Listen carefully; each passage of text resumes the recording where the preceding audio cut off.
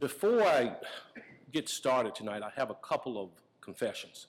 One, you're right, Dan, it's going to be hard to top Jaden or any of the speakers before me, but I'll do my very best. And secondly, I am the grandson of a Baptist minister.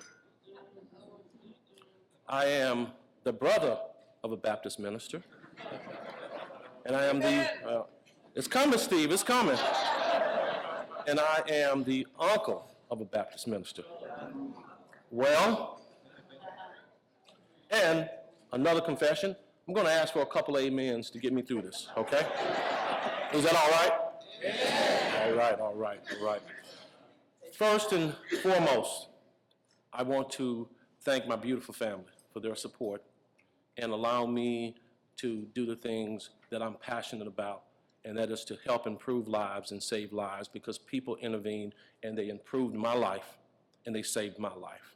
So again, a huge gratitude to my wife. Yes.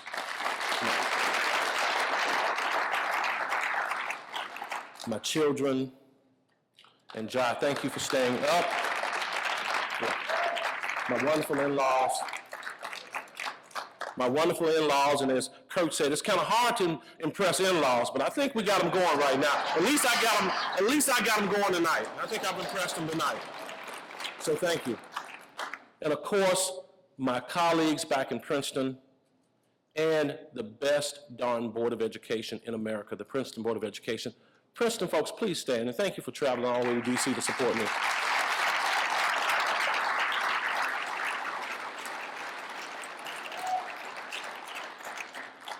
And I also have to say thank you to my mentor and friend, Dr. Kirk Hamilton, who heads up the Buckeye Association of School Administrators. Thank you, Kirk. Appreciate it.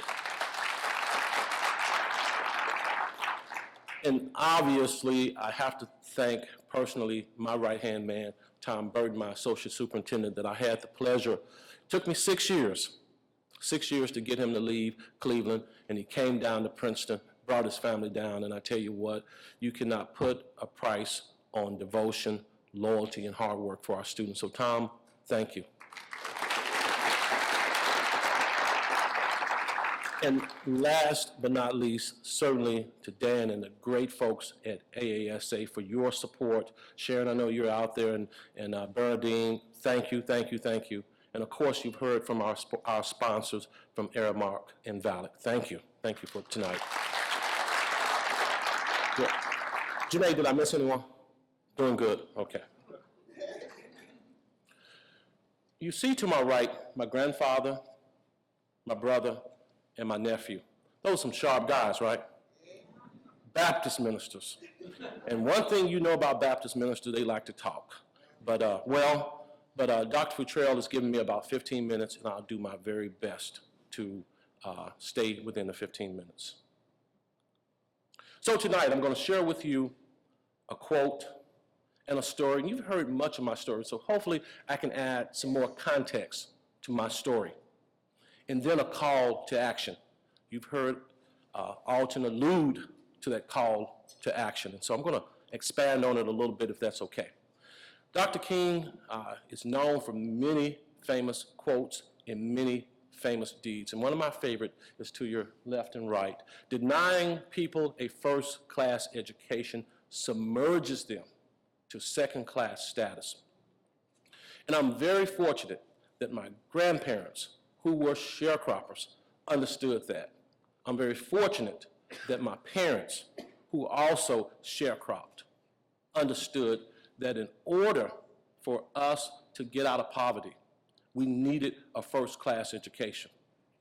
That was true during the 60s. That is true right now.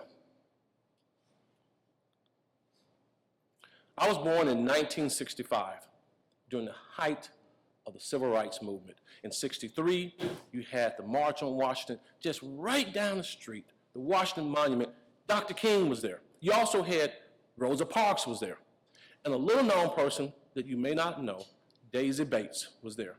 We know Daisy Bates headed up the Little Rock Nine, dealt with the crisis at Central High in Little Rock, Arkansas. Very little is written about Daisy, but I had an opportunity when I went to Philander Smith College in 1984 to meet Daisy Bates. I was writing a story for the newspaper. I had her edited, and of course she tore it up, and she told me about the civil rights movement. But great time, and of course we know what came of that. Big thing that we really remember, Dr. King's speech, I Have a Dream speech.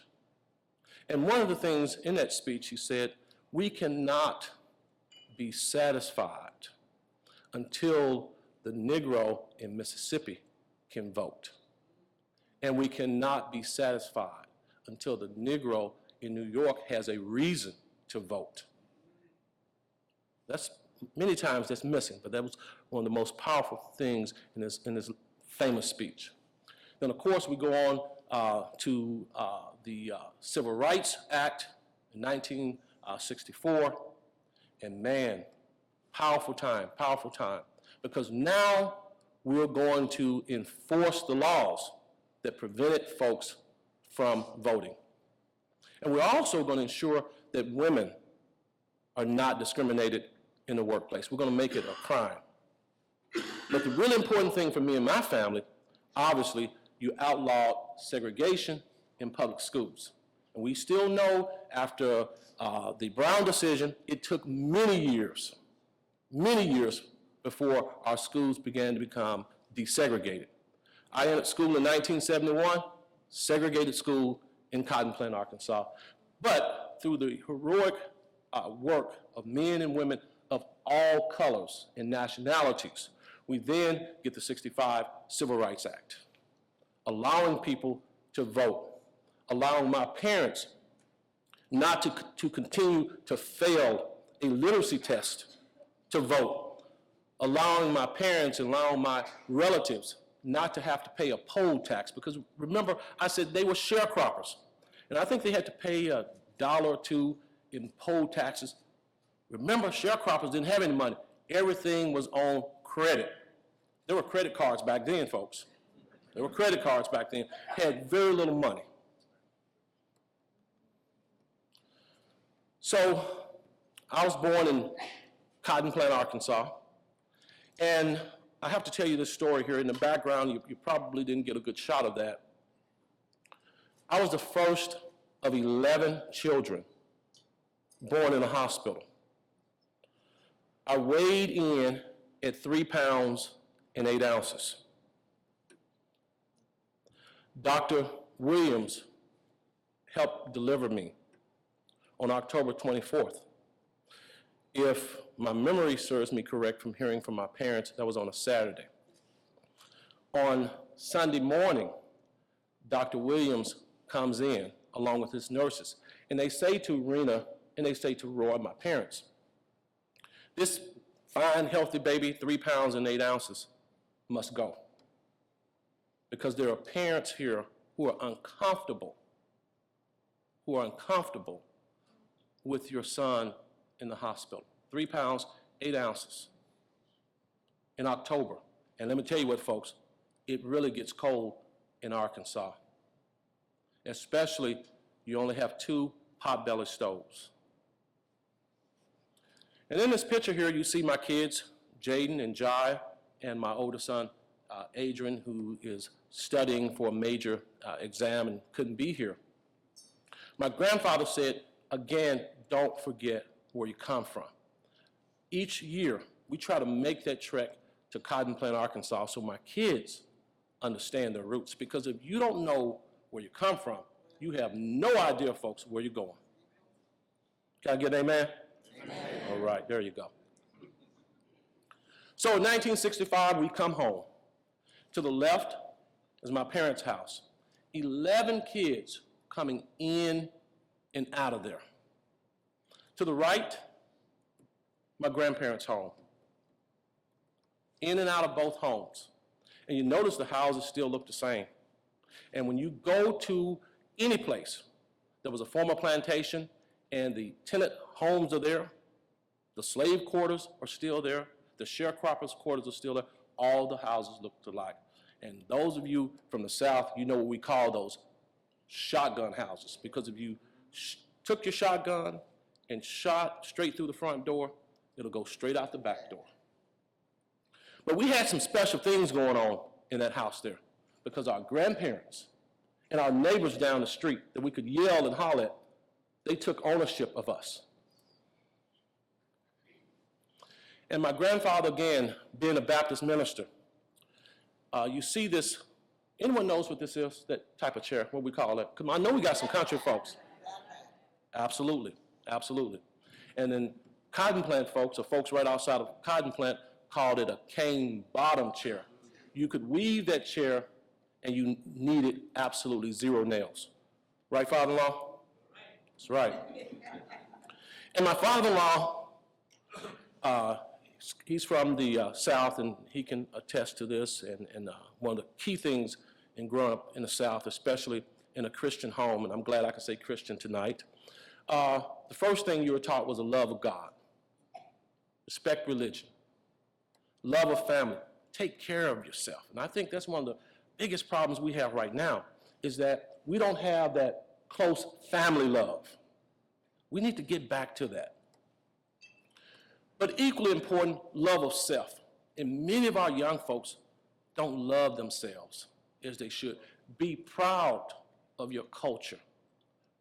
Be proud of your heritage. Emphasized. And then equally important, of love of education. Because we knew that that was our passport off the Critton farm. Because I had that strong foundation, I was able to graduate from Cotton Plant High School in Cotton Plant, Arkansas in 1984, and as was mentioned in the video, had some of the best, caring, and most compassionate teachers in the world. Again, all of us were poor, but they would not allow us to develop a poor mentality.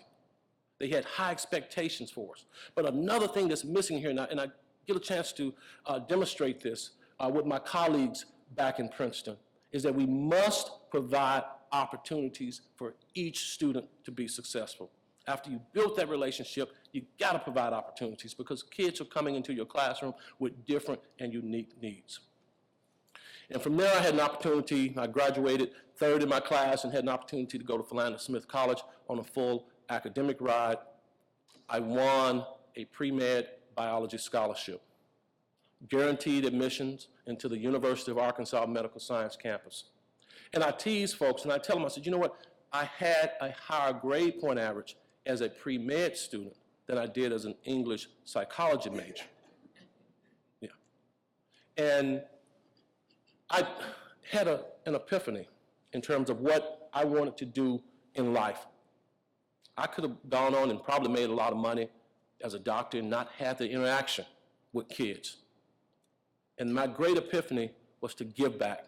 And so I decided to be a teacher. I chose to be a teacher.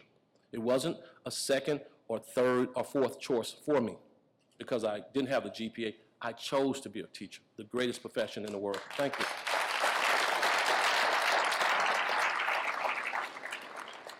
And then, as my daughter mentioned, I earned a fellowship at the Ohio State University for my master's degree. Then I went on to Kansas to teach and coach and to give back. And then I had an opportunity to get my doctorate at the Ohio State University. And I put the University of Amsterdam there. Where else on this planet can a poor black boy from Arkansas, the great-grandson of slaves, complete a PhD at the Ohio State University and study abroad at the University of Amsterdam? Folks, only in America.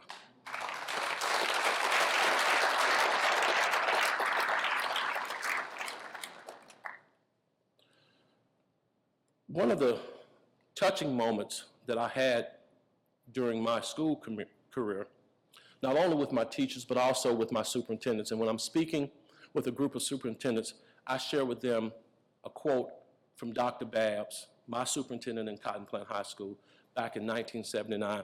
And he talks, and you can feel free to read it there. He talked about, you know, the Arkansas Department of Education. I know we have a superintendent from Flippin. How about them Razorbacks? And Dr. Babbs talked about, you know, we have a great school system here. We're well-disciplined, great academics. But he says something in the 70s that was true then and it's really true now.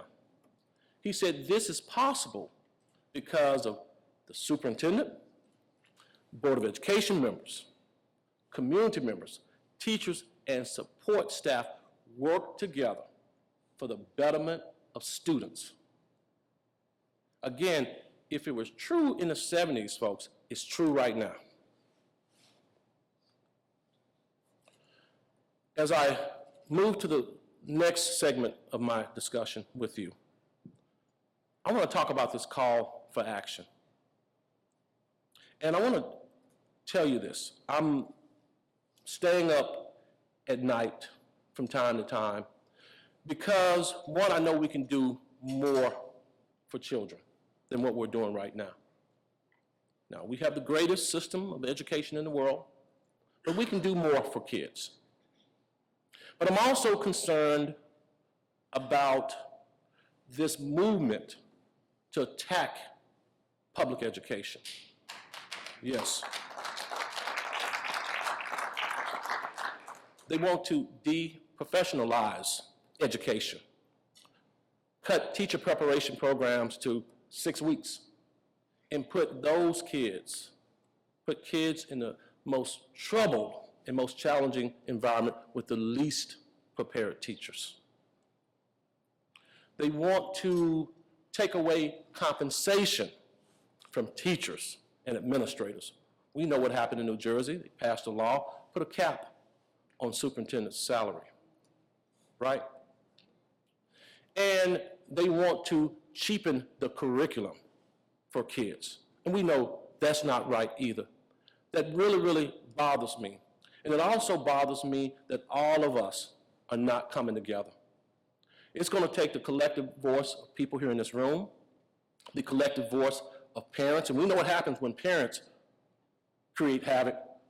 The Common Core goes away. Not saying it should, I'm simply saying the Common Core goes away. Park assessments go away, and other assessments go away in our various states. So we're going to have to mobilize our parents, and folks, we're going to have to work with our teachers' union. And so I argue that we are not falling behind, folks. We're pulling apart, and that bothers me. Those kids out on the Washington Mall, on the Capitol, and other protests that are going around here, they're not going to take it the way our parents took it during the Civil Rights Movement. Okay? They're going to demand equality. They're going to demand justice. They're going to demand a high-quality education. Because, see, they don't know anything about discrimination. Only thing they know is to react. As I had a conversation with my wife, these are emotional, reactionary young people these days. And so if we don't come together for our country, we're going to have some tough days ahead of us, folks. So what can we do? And close your eyes and just fall down, okay?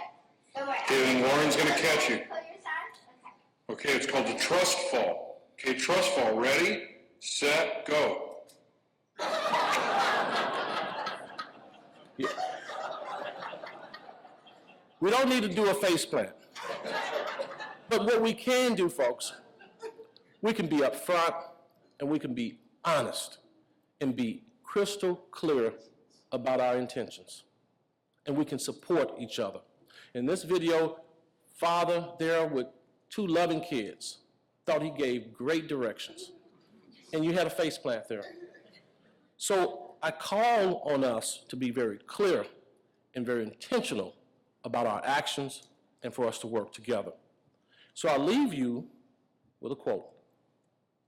This is a famous African proverb. If we want to go fast, we go alone. If we want to go far, we go together. Folks, I want us to continue going far. I want us to continue improving the greatest educational system in the world that helped a poor black boy from a former plantation near Cotton Plant, Arkansas, stand here tonight as the 2016 National Superintendent of the Year. Thank you and God bless.